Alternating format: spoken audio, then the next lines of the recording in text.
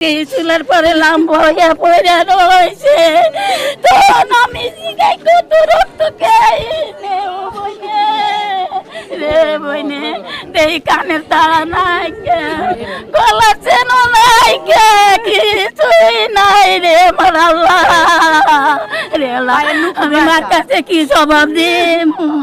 আমি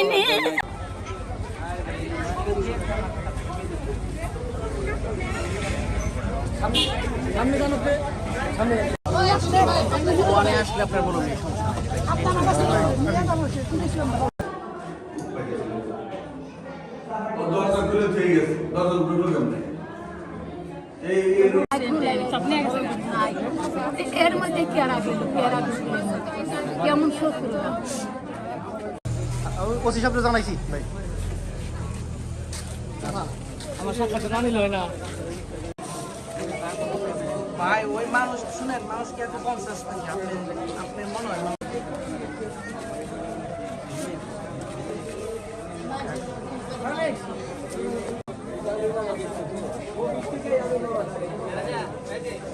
রূপন তো বাড়ি এদিকে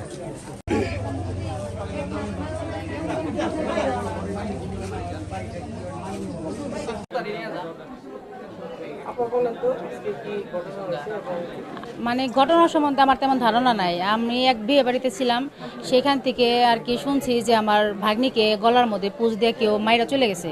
পরে আমরা মানে আয়সা দেখি যে ও হাসপাতালে নিয়ে আর মৃত ঘোষণা করছে। আয়সা দেখি যে ও মানে মারা গেছে।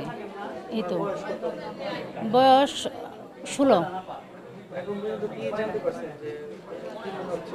এখন পর্যন্ত কি জানবো, হত্যা করা হয়েছে সেটাই জানি, আর কিভাবে কি হয়েছে সেটা পুলিশ আসছে, তদন্ত করতেছে, তারা আর কি বলবে।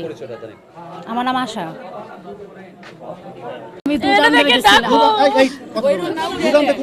দুধ আনবার গেছিলাম, ওই আব্দুল্লাহকে বাড়ি দুধ আনবার গেছি।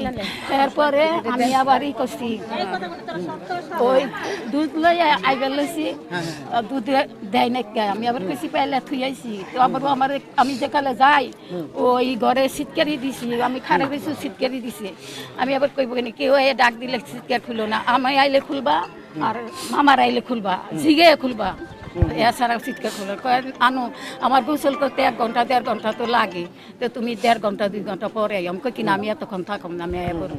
এই কই আমি গেছি, যাইয়া তারপরে আমার বই আবার কাই একটু আমার লগে যাই, ওই হৃদর মায় আর আমার ছোট বইনের হ্যাঁ লাগে আবার চাইল লই আইসি। আইয়া ঘরে দেখি কি দুয়ার মেলা, কি রে দুয়ার মেলা কা, ওরে দেখি চুলার পরে লাম্বা হইয়া পড়ে রয়েছে, তখন আমি জিগাই কত রক্ত খাইনে ও বইনে রে বইনে, দেই কানের তারা নাই কে, গলা চেন নাই কে, কিছুই নাই রে আমার আল্লাহ রে আল্লাহ, আমি মার কাছে কি জবাব দিম? আমি নিজেই কইতে পারি না। হয় তখন আমরা 3 বন্ধু আমরা সিএমদের বাসায় ছিলাম। তখন আটকা সিএমের ফোনে কল আসছে যে এই জায়গায় আরমান নামে এক ছেলে কল দিছে, কল দিয়ে বলতেছে যে ভাই আপনার তো ওই যে বাঘনির মাথা মনে ফেটে গেছে। তখন আমরা দৌড় পাড়ে আসি 3 জন, আইসে আমরা ঘরের ভিতরে ঢুকে দেখি যে ওর এই অবস্থা, ওর মানে গলা থেকে মানে মাংস উঠে গেছে, মানে যেখান থেকে শ্বাস নিতে মানে ওখানে শ্বাস নিতে পারতেছে না।